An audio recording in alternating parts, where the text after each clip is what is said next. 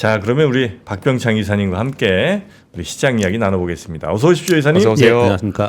네, 반갑습니다. 자, 혹시 케냐 AA에서 AA가 뭔지 혹시 아세요, 우리 이사님은? 모르겠습니다. 자, 1번 생두 등급, 2번 신용 등급, 3번 아라비카 아프리카의 약자, 4번 아침엔 아메리카노의 약자, 5번 압도적 건순의 아름다운 커피의 AA. 빨리 얘기해 주셨고 3번인가요? 아라비아 아프리카. 이거 봐 헷갈린다니까 이거 쉬운 문제 아니에요. 등급인가요? 아, 어렵구나. 문제. 뭐 별로 관심이 아, 없어요. 그래요? 아, 그러면 안 되겠네. 자, 여러분 잘 한번. 고맙습니다 이사님. 저 혼자 죽지 않았어요. 네. 아, 그렇구나. 어렵구나. 자, 그러면 우리 이사님과 함께 미국 시장 지난주 한번 정리하고 그 다음에 우리 시장 이야기 한번 넘어가 보겠습니다. 네. 예, 미국의 대선 후의 흐름으로 설명을 드려야 될 것 같습니다. 대선 1주차에 미국 시장이 급등을 했습니다. 그리고 2주차에 차익 매물이 나왔고요. 그래서 좀 조정을 보이는 그런 주간이었고요. 지난주가 3주차였습니다. 3주차에 다시 재상승하는 모습을 나타냈습니다. 그래서 다우지수는 신고지수에 임박해 있는 그런 상황인 거고요. 나스닥과 S&P 500은 다소 조정을 보여서 아래에 있지만 S&P 500 지수는 지난주 5일 연속 상승을 했습니다. 지난주에 가장 이슈였던 것은 러시아 우크라이나 전쟁이 이제 격화되지 않겠냐는 우려가 있었는데 장중 변동성을 보였고 오후에 다시 반등을 하면서 제한적 리스크로 인식했다. 이런 부분들이 이제 가장 특징적이었고요. 그리고 달러인데스가 107.5, 국채 수익률이 10년 만이니까 4.41. 그래서 달러인데스 강세와 국채 수익률 강세 그리고 비트코인 강세는 계속해서 이어지고 있었습니다. 종목별로는 차익 매물이 나오고 있지만 이 세 가지의 중요한 흐름은 계속해서 이어졌습니다. 월마트가 호실적으로 주간으로 7% 오르면서 신고가 났고요. 넷플릭스가 신규 콘텐츠 및 유료 가입자 증가 요 얘기가 나오면서 주간으로 9% 올랐고 신고가 냈습니다. 엔비디아도 호실적 지난주에 발표했습니다. 가이던스 좋게 발표했고요. 근데 성장률에 대해서 좀 말이 좀 있었습니다.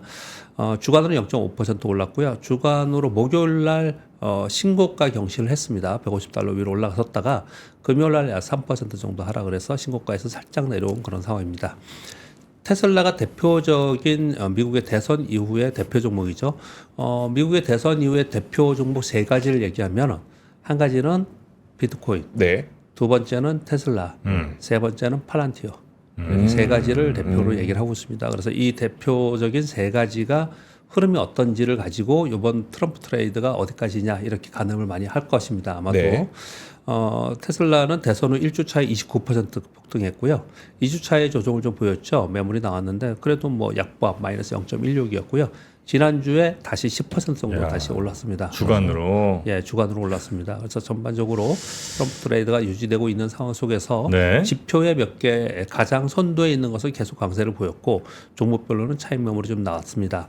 그런 가운데 여러 가지의 뭐 장중의 리스크 이런 부분이 있지만 그런 부분들을 소화시키면서 지난 한 주에는 다시 반등을 하는 한 주였습니다. 근데 월마트는 좀 웃기네. 여기는 월마트는 저번에는 실적 잘 나오니까 네.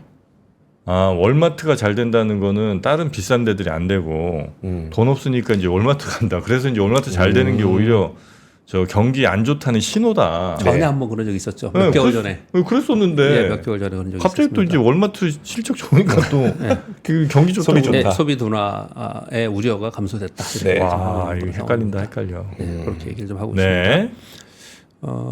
지금 화면 보시는 건 S&P의 일봉이고요. 지금 설명드린 바와 같이 대선 1주차의 급등, 2주차의 조정, 그리고 지난주에 3주차에 다시 반등.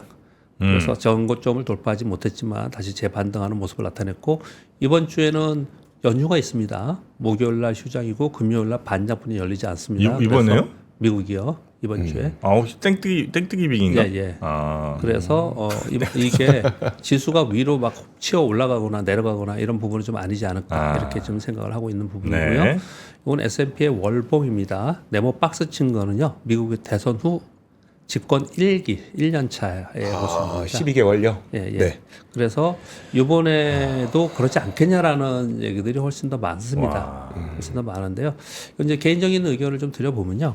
이 전에 선거 전에 한 2년 동안 주춤했습니다. 지수가. 네. 요 2016년도 전에는 그랬고요. 그리고 2020년도 전에는 이때는 팬데믹이 있었죠. 이렇게 좀 우여곡절이 좀 있었어요. 근데 네. 지금 굉장히 좋았지 않습니까? 네. 그러니까 이번에는 그런 기대감과 뭐 유동성 이런 것들을 가지고 시장이 굉장히 강세였어요.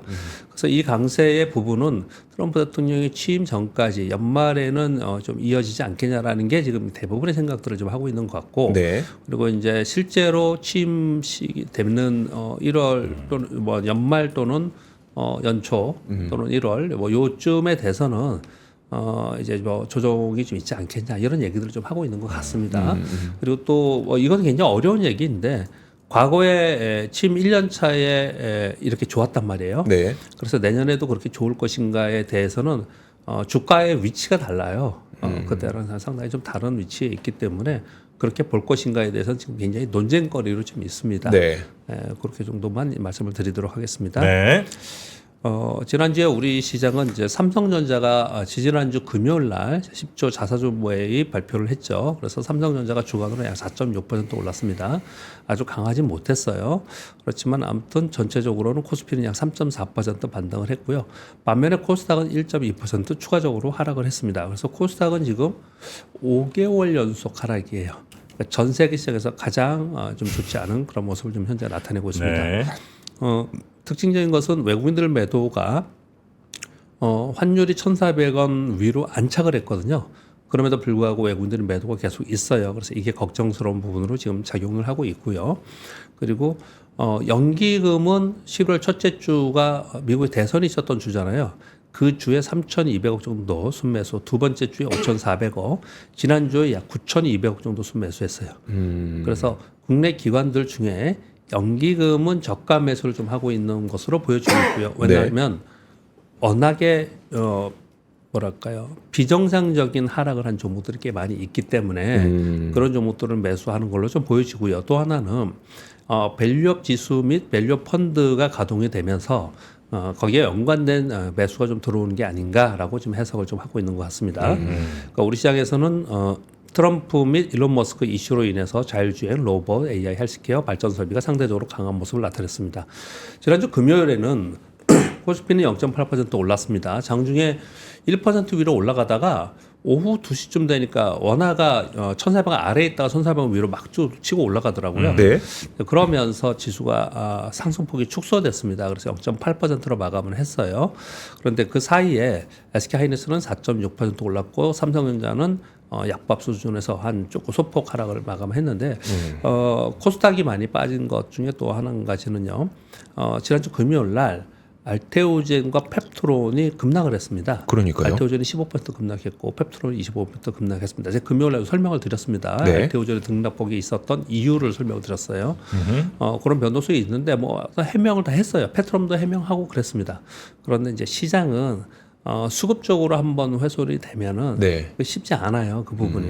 네, 그렇기 때문에 아마도 어떤 그 진위 여부를 떠나서 수급적 요인이 상당히 작용을 하지 않았나 이렇게 생각을 좀 합니다.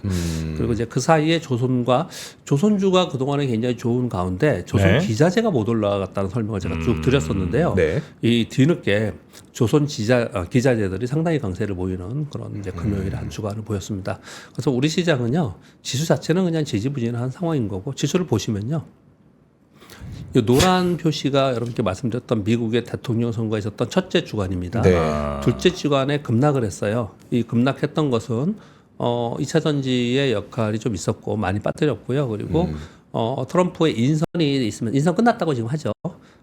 주요 인사들의 인선이 있으면서 그 정책들의 그 사람들의 정책들 거기에 피해 업종에 있는 것들이 이제 급락하는 우리나라 이제 급락하는 그런 모습을 나타냈고 이 사이에 국채 수익률과 달러 인덱스도 계속 올라갔고 우리 원화가 1,400원 위로 올라간 거예요. 근데 그런 가운데 지난 주에는 우리 시장은 어떻든 반등은 요만큼 했어요. 네. 근데 이것은 다른 국가들은 위에서 올라가다가 조정 보이는 거고 우리는 빠졌다 간 거잖아요. 네. 그러니까 이제 상당히 더 취약한 상태에 있고 전체적인 흐름이 있는 부분은 아니고 낙폭 과대 종목들의 매수 이런 부분들이 좀 나타났다 이렇게 보시면 될 것 같고요.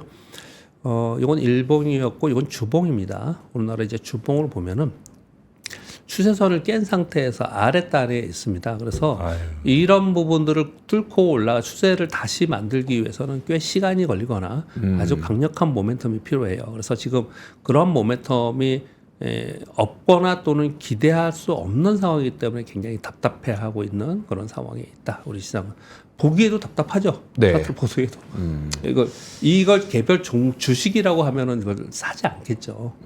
사지 않겠죠. 개별 주식으로. 근데 그게 이제 우리 시장의 현 주소입니다. 지금 상황이. 그래서 개별 종목만 움직이는 그런 상황이다. 그렇게 보시면 될 것 같고, 그 주역에는 삼성전자가 있는 거죠. 삼성전자의 이 횡선하고 아이고야. 이걸 걷는데, 이거 지금 요것만 보면 잘 안 보이는데 좀 이따 보여드릴 거고요. 삼성전자가 요번에 이렇게 많이 빠졌어요. 지난 7월 이후에 고점을 찍고 계속 빠져가지고 저점이 5만 원을 한번 깼지 않습니까? 네. 그랬다가 이제 요만큼 반등을 좀 한 거예요. 근데 이렇게 보시면 삼성전자가 많이 빠졌구나 이렇게 생각을 하겠지만, 다음 그림을 보시면 삼성전자가 지금 상태가 어떤 상태인지 좀 알 수 있습니다. 삼성전자의 밸류, 성장성 이런 부분들은 계속 우리가 얘기를 하고 있습니다. 그런 것들을 감안한 것들이 주가의 움직임이란 말이에요. 그 주가의 움직임을 볼 때 지금 이 56,000원에 있는 가격은요. 2017년도에 우리나라 지수가 신고지수를 찍으면서 반도체 사이클이 피크 갈 때 한번 찍었을 때 가격이에요. 네. 2017년도 가격입니다. 2017년도. 네. 그러니까 7년 전 가격이에요. 7년 네. 전까지 지금 다시 내려와 있는 상태이고요. 그리고 이 횡선을 근거는 뭐냐면요. 삼성전자가 고점을 제가 어제 저녁에 이걸 한번 만들어 봤는데 삼성전자 고점을 찍고 저점을 찍었을 때의 요 기간이에요. 네. 이 기간이면 고점은 2021년 1월에 찍었거든요. 그리고 2022년 9월인가 저점을 찍었어요.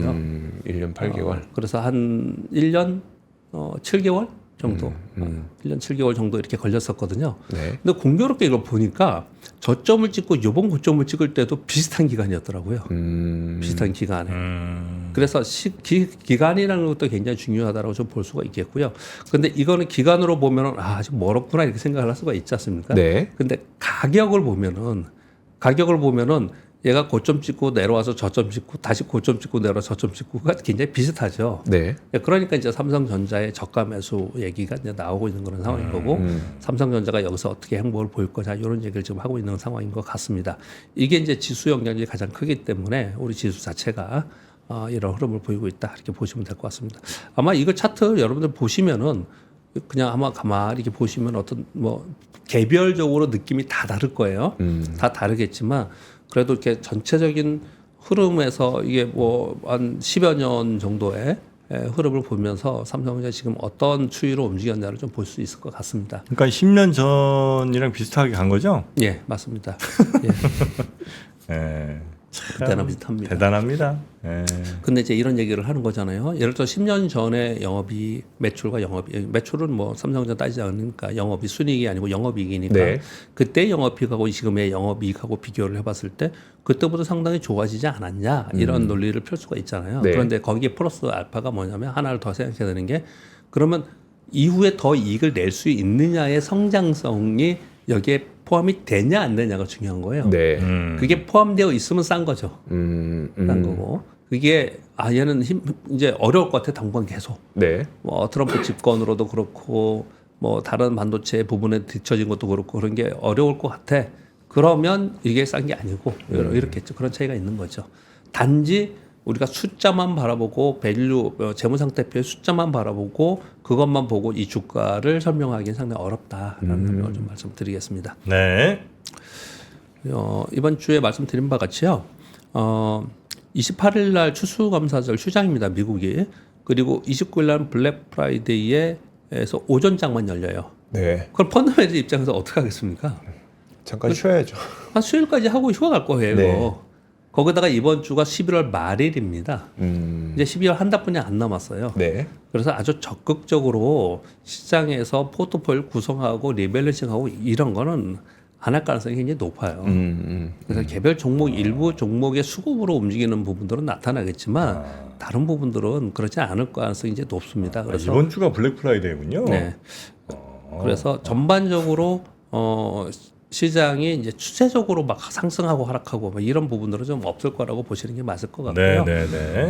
이제 그런데 이런 거죠. 아까 서두에 말씀드린 바 같이 지금의 분위기에 미국 시장을 바라보는 분위기가 꺾이지 않았잖아요, 심리가. 네.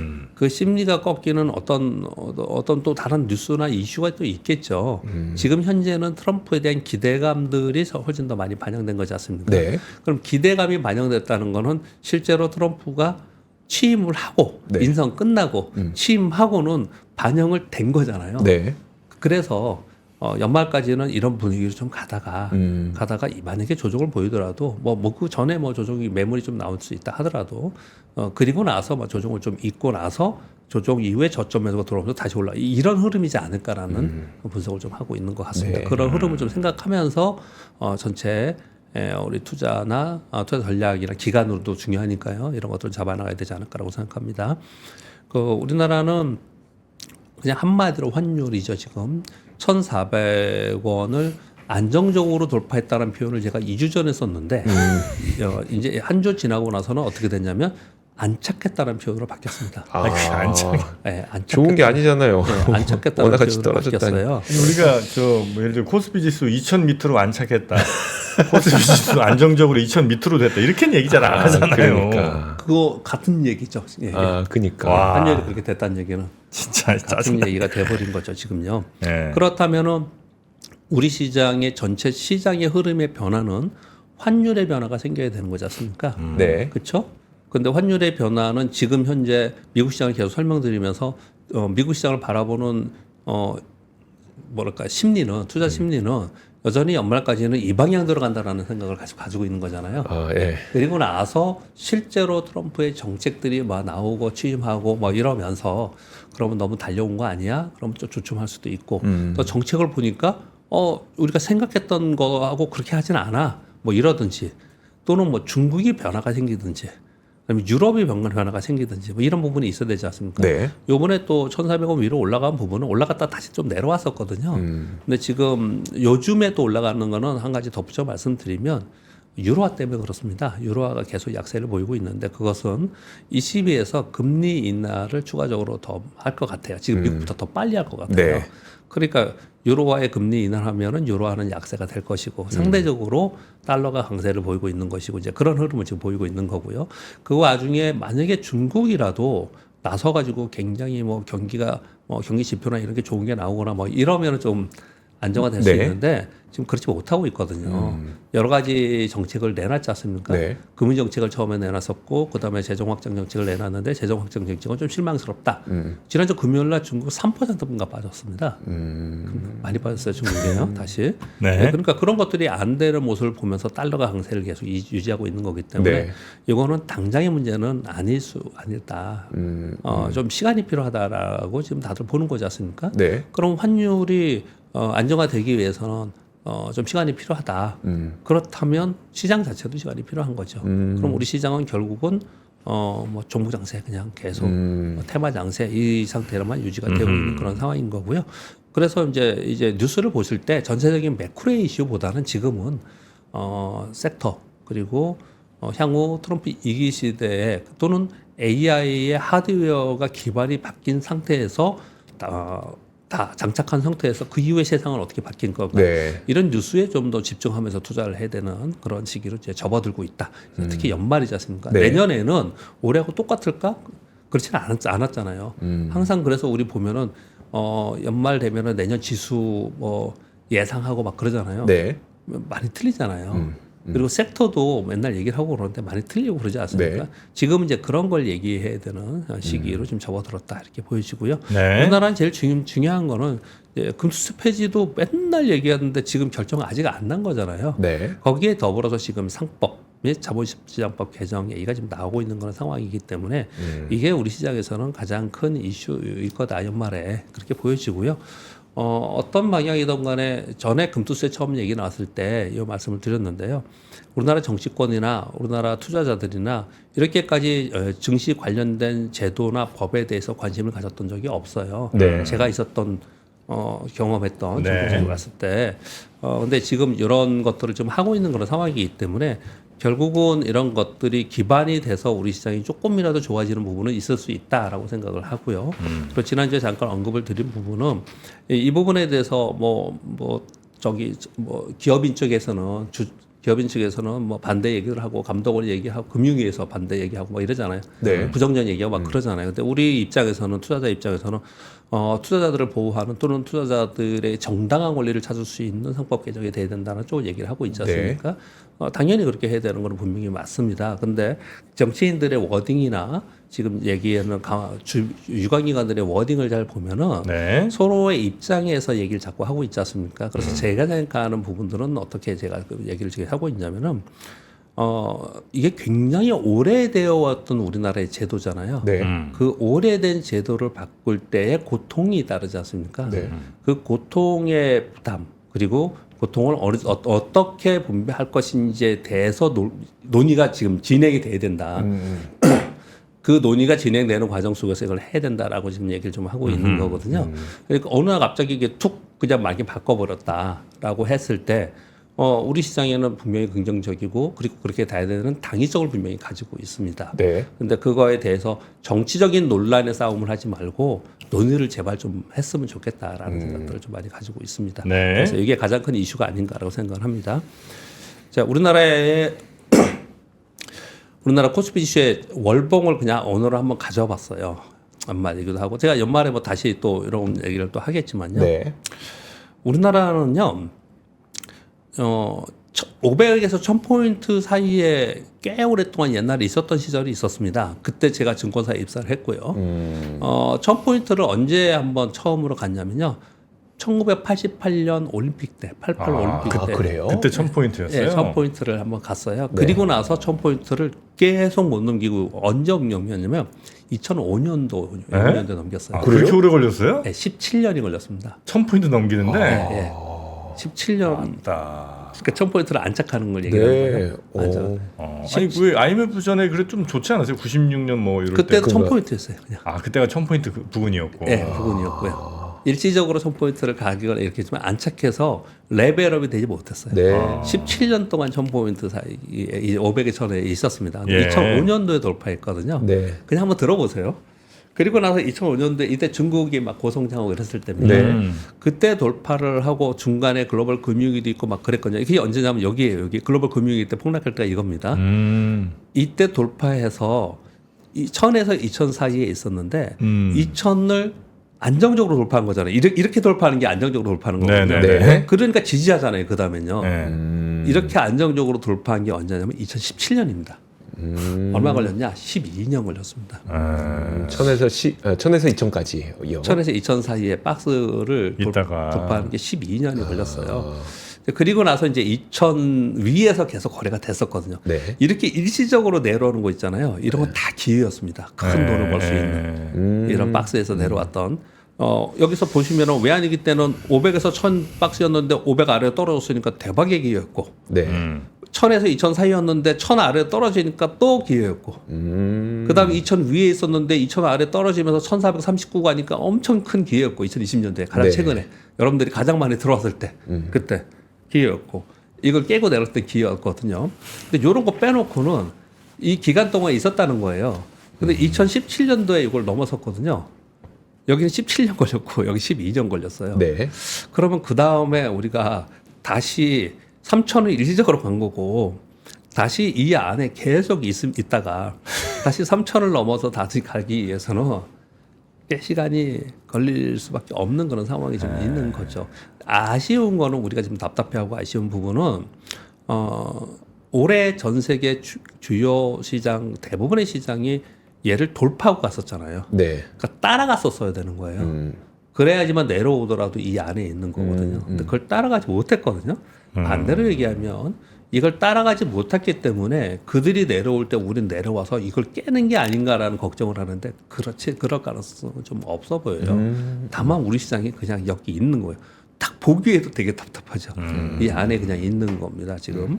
그럼 2017년도에서 2024년이니까 지금 이제 이 사이에 한 7년 정도 있는 거예요. 네네. 7년 있는 거예요. 이 사이에 이제 트럼프 시기에 우리가 4년을 앞으로 있어야 되고 네. 제가 오늘 오면서 운전하고 오면서 그런 생각이 들었어요. 제가 이제 정년퇴직이 몇 년 남았지 앞으로 4년 동안을 트럼프 시기를 이 힘든 시기를 또 주의사항에 있으면서 있어야 되나 네. 이런 생각이 좀 들더라고요. 앞으로 4년 더 있어야 되잖아요. 트럼프 4년 동안 얘를 위아래로 벗어나는 어떤 이벤트가 있을까 뭐 이런 생각이 좀 들긴 하더라고요. 그러니까 우리 시장. 코스피 시장에서 혹은 뭐저 코스닥 포함해서 부실 기업 내지 뭐 좀비 기업 과감한 퇴출, 상법 개정 저는 충분히 요것만 이루어지면 3천 갈 수 있다고 봅니다. 그 뉴스가 좀 나왔죠. 그래요? 지난주에 제가 오늘 뉴스를 가져오지 못했는데 연속 그 회계법인에서 네. 회계법인에서 연속적으로 재무감사 결과를 내놓지 못하는 기업들 이런 기업들 계속 봐주고 그랬는데 네. 왜 그러냐면 이제 투자자들 때문에 그랬던 거거든요. 예. 뭐 하나만 조그만 거 하나라도 투자자들이 막 그 피켓팅 들고 이러고 있지 않습니까? 그렇죠. 네. 그런데 이제 아예 규정을 만들어서 규정을 아예 만들어 놓고 유예기간을 두고 그 뒤부터 못하면은 퇴출된다라고 이제 어느 순간에 해야 될 거 아니에요. 이제 그렇게 할 것이라고 발표가 있었습니다 지난주 금요일. 그러니까 이건 뭐 누가 저 어디 코스피 저 거래소에서 결정 이게 아니고 그냥 자동으로 네. 그냥 자동으로 탈락되게 네. 하면 예. 그 거래소에서 어찌할 수 없는 그런 이제 룰을 만드는 거죠. 룰을 만드는 거죠. 예, 네, 룰을 만들어야 그렇게 하면 이제 된다는 거예요. 예, 맞아요. 룰을 그러면 언젠가는 한번 만들어야 되는 거예요. 그러면 그게 그 사람들도 시위를 거래소 가서 하는 게 아니라 그 네. 회사 가서 하겠지. 그렇죠. 니네 경영 똑바로 하라고. 예. 그렇게 가야 된다는 거예요. 맞습니다. 예. 예. 그렇게 가야 되는 겁니다. 그게 지금 여러 가지 밸류 프로그램 요번에 이참에 네. 삼법 캡처도 포함해가지고 그렇죠. 다 해야 돼요. 정말 그 회사가 다시 열심히 잘해갖고 좋아지면 그 다시 들어올 수도 있는 거고. 네. 예, 예. 그래야지 뭐. 그걸 이제 계속 이제 정치권에서 못 하고 있기 때문에 논란도 있고 제가 그렇게 있는데 그러니까 우리 시장이 오도가도 못 하는 거죠. 네네. 오도가도 못 하는 거죠. 그런 것들이 해소되는 과정이 된 우리 시장에서는 굉장히 중요한 이벤트인 거예요. 그렇게 보시겠고요. 뉴스 이제 이런 거예요. 요즘에는 뉴스를 볼 때 매크로 이슈 시장의 방향보다는 어떤 섹터가 향후에 그러면 지금까지는 이렇다 치고 네. 내년도에 그리고 트럼프 2기에서는 어떤 섹터가 어떻게 좀 수혜를 입거나 뭐 이럴 거냐 이런 거에 이제 관심을 더 많이 가져야 되는 시기입니다. 일단 젤렌스키 내년에 전쟁 끝날 가능성이 있지 않겠냐 우크라이나 구형통신에서 여러분 보셨죠? 주말에 나온 뉴스요. 그러니까 트럼프의 제안을 듣고 싶다 뭐 이런 얘기가 나오고 있는데 지난주에 우리 시장에는 이게 이슈가 되죠. 그래서 우크라이나 재건 종목들이 상대적으로 굉장히 강합니다. 네. 그렇게 보시면 될 것 같고요. 우크라이나는 참 마음이 좀 안쓰럽고 짠하긴 한데 네. 젤렌스키는 좀 문제가 많더만요. 보니까 우크라이나는 너무 마음이 아파. 근데 네. 젤렌스키는 좀 문제가 많더라. 그 전 세계 위정자들을 보면은 되게 문제 많은 의사가 너무 많지 않아요? 전 세계 보면. 자 그리고요. 미국 상공회의소에서 이번 주에 새로운 중국 수출 제한 부과를 한다라는 로이터발 뉴스 예전부터 있었던 거예요. 예고한 네. 겁니다. 네. 중국의 칩회사 목록이 나올 텐데 최대 200개 정도 목록이 포함된 수출 통제 패키지가 나오지 않겠냐. 이게 바이든 정책 중에 하나였거든요. 네. 이거를 이제 마무리 지려고 좀 하는 것 같아요. 이게 200개가 나오면요. 이 200개는 미국과 투자도 못하고 네. 뭐 다 못하는 거예요. 그래서 이게 좀 여파가 있을 수도 있습니다. 그래서 이거 좀 생각을 해야 될 것 같고요. 중국의 트럼프 2기 제재에 대비해 미국산 반도체 사재기를 좀 하고 있다. 라는 거예요. 10월 중에 중국 세관에서 발표한 거예요. 네. 미국산 반도체 수입액은 전년 동기비 60%나 늘었다는 거예요. 미국산 반도체라는 게 뭐 마이크론 뭐 이런 거요? 그런데 그래서 밑에 써 있습니다. 첨단 공정 장비는 지금 못하게 돼 있잖아요. 네. 그래서 구형 장비를 다 때려 산다는 거예요. 비축. 반도체라고 하지만 반도체 장비 같은 것들. 예, 나중에 이제 이것도 못 사면 안 되기 때문에 그래서 이것들 이제 대부분 하고 그리고 밀어내기를 한다는 거예요. 그래서 이게 반도체만이 아니고 자동차도 지금 그러고 있다고 합니다. 예, 이렇게 지금 진행이 되고 있어. 그래서 지금 아마도 4분기에 여기에 관련된 뉴스 폴로 보면 뭐 좋은데 이럴 수도 있을 것 같아요. 네. 이번에 우리 11월 20일까지 수출입 지표 보면 반도체 굉장히 좋잖아요. 네. 네. 근데 이제 사람들이 이 투자자들은 소위 애널리스트들은 그러니까 이거 밀어내기 하는 수도 있다 이렇게 해석을 한다는 거 한 측에서는. 네네. 그러니까 그것만 보면 안 된다 이렇게 말씀을 좀 드리는 거고요. 중국 문화부 장관이 컨텐츠 등 분야에서 한국 성공의 사례를 배우고 싶다. 특히 내년에 APEC 회의가 우리나라에 있고 내후년에 중국에서 있는데 점차로 컨텐츠 교류를 확대하자 이런 뉴스들이 좀 있었어요. 혹시나 해서 그냥 가져온 겁니다. 이런 뉴스는 좀 플로우를 봐야 됩니다. 네. 근데 한한령 이거 무지 셉니다 이거. 한한령 해제 여기 얘기가 조금이라도 나오면 우리나라는 아주 강력한 테마가 형성됩니다. 이거. 네네. 그래서 이 뉴스를 좀 가져왔고요. 5번 뉴스는 아까 공 기자님 전해주셨죠. 젠순왕이 삼성전자 HBM 납품 승인 후에 최대한 빨리 작업 중이다. 이 얘기를 하고 있고요. 점점 뜨거워지는 반도체, 열 내리는 기업이 최종 승자가 될 것이다. 이게 공정이 미세화되면서 심각해지고 있는데 7나노 이하부터 본격화되고 있죠. 특히 첨단 GPU, 지금 엔비디아 거는 72대를 연결하고 있는데 네. 2m 높이의 무게가 1.5톤인데 평상시 작업 온도가 60도 정도가 넘는다고 해요. 이게 85도가 넘는 문제가 발생을 한다라고 지금 이게 이 보도 그대로 제가 적어온 겁니다. 네. 그래서 반도체 연산 성능을 높일수록 발열이 심한 당연하죠. 당연하죠. 우리 왜 핸드폰도 쓰면은 계속 뜨거워지잖아요. 네. 그렇지 않습니까? 당연히 그럴 건데 그래서 결국은 최종 승자는 저전력, 저발열 반도체 기술을 개발하는 거 그리고 그 소재가 뭐냐 이게 되지 않겠냐라는 거예요. 우리 투자자 입장에서는 굉장히 이슈이고 눈여겨 생각해야 될 문제이죠. 네. 그렇게 보시고요. 7번째 뉴스는 유럽의 최대 배터리 업체 노스볼트가 미국 법원에 파산 신청을 했다고 합니다. 블룸버그 발 뉴스입니다. 가용현금이 우리나라 돈으로 계산을 해서 420억 원인데 부채가 8조랍니다. 그래서 이게 지금 처음에 생겼을 때 우리 중국과 한국의 배터리 업체에 맞서서 유럽에 뭐 배터리 공급망 구축을 하기 위해서 했다 그랬는데 네. 결국은 안 됐습니다. 이게 지금 노스볼트의 주주가 BMW거든요. 네. 근데 BMW도 노스볼트에서 원래 받기로 했던 배터리 전기차용 배터리를 삼성 SDI로 계약 변경했어요. 그 정도로 지금 여기는 이제 뭐랄까 파산하고 있는 네. 쪼그라들고 있는 상황이에요. 이 뉴스는요. 전체 산업이 어떻다라는 걸 보여주는 뉴스이지만 한편으로는 이렇게 점차 되겠죠. 하나씩 쓰러지겠죠. 예. 특히 중국도 더 많이 그렇게 되겠죠. 네. 예전에 우리 반도체 치킨 게임 기억나잖아요. 네. 결국은 이거 배터리 그렇게 될 거예요. 배터리 그렇게 될 가능성이 굉장히 높습니다. 그래서 배터리 업체에는 요 시기를 지나면서 이제 진짜로 치킨 게임 승자가 누가 될 것이냐에 따라서 엄청난 그 혜택이 돌아가지 않을까라는 네. 생각이 많이 듭니다. 네. 그리고 이 8번 뉴스는 좀 의미 있는 뉴스인데요. 챗 GPT가 뜨자 주가가 폭락한 회사라고 했는데 이게 되게 우리 생각할 문제인 것 같아요. 제가 보기엔 연말에 이런 고민을 좀 해야 될 것 같습니다. 7월 23일 이코노미스트의 뉴스에 챗 GPT의 피해자가 된 기업들의 공통점이라는 이코노미스트의 기사가 나왔습니다.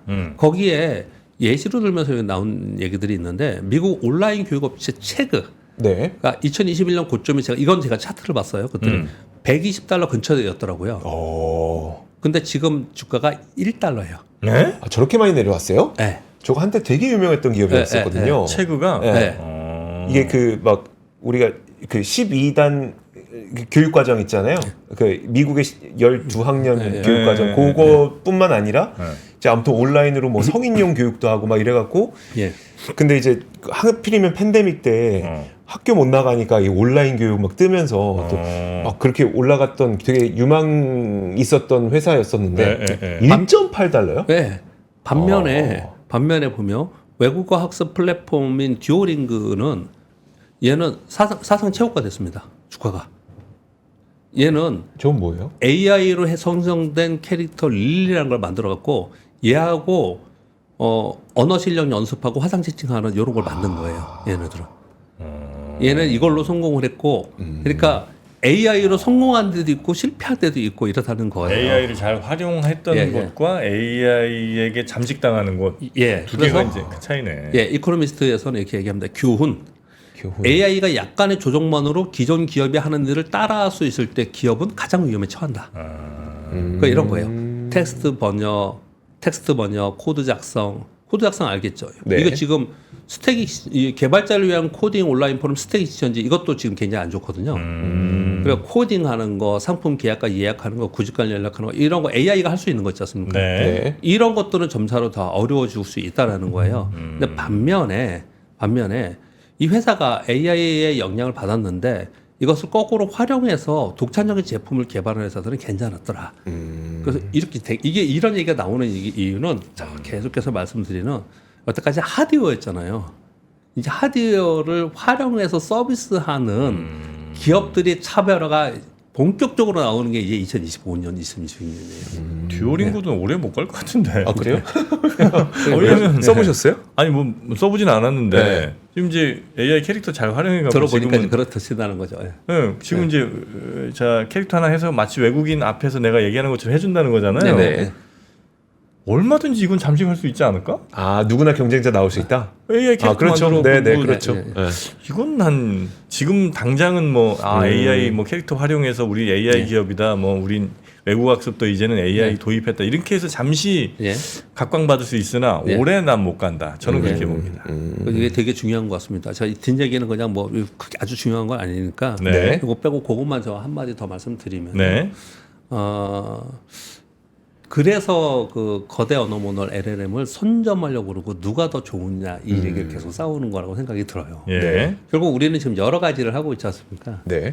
코파일럿도 있고 챗GPT 있고 뭐 여러 가지들이 다 있는데 그리고 각자 우리 보니까 공무원들이 쓰는 것도 다른 거 쓰는 거 있고 그렇더라고요. 지금 물어보니까 그런 거 쓰고 있는데 결국은 어떤 게 더 좋은 거냐 그리고 네. 어떤 게 더 사람들이 많이 쓰냐에 따라서 확연하게 이제는 완전히 갈릴 시대가 이제 되는 거죠. 그렇게 지금 말씀하신 대로 이거 듀오링고 지금 저도 쓰긴 이렇게 썼지만 이게 보면서 정프로님 생각처럼 뭐 이런 거 금방 지금 AI가 금방 따라오잖아요. 자 이렇게 되면은 사람들 지금 듀오링고 산다고 난리예요 지금 풀 매수한다고. 야 세상 엄청나게 바뀌고 있구나. 네. 그런 서비스되는 기업들을 우리나라 기업들 하나하나를 보면서 네. 이 시각을 좀 그렇게 가져가서 생각을 마인드를 그렇게 가져가면서 이제 봐야 되지 않냐라는 그런 뉴스인 것 같습니다. 그런가요? 네. 듀오링고는 네. 뭐 이렇게 스마트폰으로도 하시고 컴퓨터로도 그래요? 하고 뭐 이렇게 되는 거죠. 근데 그런 거 이제 할 때 컴퓨터 버벅거리면 짜증 나지 않겠습니까? 네, 그렇죠. 그래서 저희가 또 갖고 왔습니다. 네, LG 그램. 지난번에 저희가 지난주 소개해드렸던 거 네. 품절 났어요. 엄청 많이 팔렸다 그러더라고요. 다 팔려갖고 네. 그거 없어갖고 이제 대신 이제 그거 팔 때 조금 아쉬웠던 목소리가 뭐냐면 야, 네. 다 너무 좋은데 워낙 이제 고성능이니까 그래도 이제 140몇만 원 좀 비싸지 맞아요. 않나? 140몇만 원이었죠. 그래서 좀 더 싸게 갖고 왔습니다. 이번에는요. 그때 거보다 조금 화면 조금 작아요. 15.6인치 이것도 엄청 크지 사실. 아, 네. 그리고 이제 야동 그렇게 많이 보실 분 아니면 1테라면 충분하다. 램 16기가 충분하다 그래갖고 네. 웬만한 뭐 영상 돌리는 거 뭐 사무용으로 쓰는 건 전혀 문제 없는 LG 그램 울트라 7 14세대 요걸 한번 저희가 갖고 왔습니다. 네. 그래서 그거를 뭐 자세한 내용은 뭐 얘기 안 해도 아실 거예요. 다나와 말씀드립니다. 다나와 기준 189만 7,490원이 최저가. 최저가. 네, 그리고 리퍼몰 뭐 이런 데서 이제 보통 179만 원. 리퍼몰에서도 179만 원이요? 네, 뭐 이 정도 네. 하는데 111만 9천 원 맞나? 119만 원? 119만 원. 119만 원, 119만 네. 원. 네, 119만 원에 저희가 요것도 갖고 왔습니다. 한 7, 80대 아마 갖고 온 거야 됐어요. 이게 이제 네. 재고. 리싱크잖아요. 네. 재고 해보라고. 기업들 재고가 쌓여 있잖아. 그거 리싱크가 그 재고. 싸게 갖고 와서 네. 쫙 푸는. 비싸게 살 필요 없잖아요. 네, 그래서 요거 1테라로 부족한 분들이 있어요. 야동 보는데 그러면 안 돼, 여러분. 네. 이걸로 부족하면 여러분 큰일 납니다. 네, 보통 영화 하나 해봐야 뭐 한 1, 2기가면 되잖아, 그죠? 요즘 근데 뭐 UHD에다가 네. 8K에다가 그래서 아마 좀 용량이 많이 늘어나긴 했을 텐데 그래도 아니 요즘 스트리밍으로 보는 거 아니에요? 그 저장해서 봅니까? 저 여러분 야동 1테라를 기본 제공한다는 게 아니고 하드디스크 저장 용량이 1테라라는 거고 그건 알아서 싸움 받으셔야지 왜 우리한테 그것까지 달라고 그럽니까? 네, 하여튼 그거 하여튼 저희가 최저가로 또 갖고 왔습니다. 우리 마케팅팀 또 목 졸라갖고 네. 아주 싸게 갖고 왔으니까 이런 거는 이렇게 한번 띡띡 뜰 때 빨리빨리 하시는 게 좋을 것 같아요. 만약 생각이 있으셨으면 노트북 생각이 좀 있으셨으면 요럴 때 하시면 아주 좋습니다. 그램 엄청 가볍잖아요. 버스폰처럼 버스그램 왔다 지나간다. 아하 그렇습니다. 죄송합니다. 자 네. 뭐였는데 근데 내가 지금 몰라가지고 뭐요? 웃지를 못했네. 방금 한 게 뭐예요? 버스폰. 버스폰이 뭐예요? 그거 있잖아요. 딱 특가 떴을 때 그 매장에 딱 가면은 그 특가로 딱 살 수 있는데 순식간에 지나가 버리잖아요. 그래서 버스폰이라고 그러잖아요. 아 그래요? 아, 아셨어요? 우리? 이상 몰랐습니다. 전혀 처음 나도 그런 처음 겁니까? 들어봐. 확실히 이게 우리랑 세대는 좀 다르네, 그죠? 늦었 알아요, 늦었? 예? 늦었. 늦으시오? 아니 처음 들어봤는데. 요즘 젊은이들이 느낌 좋은데 이럴 때 늦었 이런다는 거예요. 늦었. 깜짝 놀랐네 아주. 자, 여튼 이 LG 그램 늦었입니다. 느낌이 좋습니다. 네, 필요하신 분들 LG 그램 15 울트라 7 14세대 네, 최신 제품 저렴하게 가져가시기 바라겠습니다. 네. 자, 우리 박병창 이사님도 고생 많으셨고요. 네. 혹시 뭐 따님 노트북 안 사줍니까?